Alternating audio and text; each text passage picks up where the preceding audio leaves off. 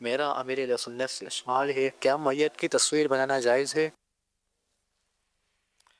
ایسا فوت شدہ آدمی جسے آخری دیدار کرواتے ہیں کہ اس کو دیکھ کر بندہ سمجھ جائے کہ یہ زندہ نہیں ہے، فوت شدہ ہے، اس کی یعنی زندہ کی حکایت نہ کرے، وہ لیکن زندہ نہ لگے، تو ایسا ہو تو جائز ہے تصویر اس کی، جیسے آخری دیدار کی عام طور پر ہوتی ہے۔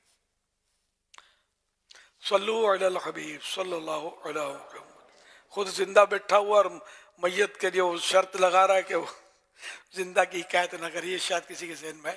تو یہ فرق بتا دوں کہ وہ تصویر یہ تصویر جو اسکرین پر آتی ہے نا، یہ ڈیجیٹل کہلاتی ہے، شعاعی تصویر۔ یہ وہ تصویر نہیں، یہ رکتی بھی نہیں ہے، آئینے میں اپنے دیکھتے ہیں، ہم دیکھتے ہیں آئینے میں تو وہ بھی ایک طرح کا تصویر ہی ہوتی ہے نا، تو وہ رکتے نہیں ہے نا یہ۔ تو اس طرح یہ اسکرین پر بھی جو آئی، اگر اس کی پرنٹ آؤٹ کر لی جائے تو یہ رک گئی، اور اب یہ محفوظ ہو گئی، اور اس طرح انہیں آپ لگا سکتے ہیں، آویزہ کر سکتے ہیں اس کو، تو یہ جائز نہیں ہے۔ لیکن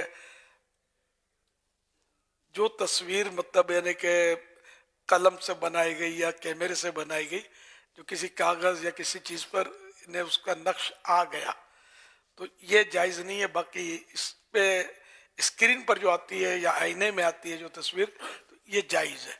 علماء کثیر تعداد میں علماء اس کو جائز کہہ رہے ہیں۔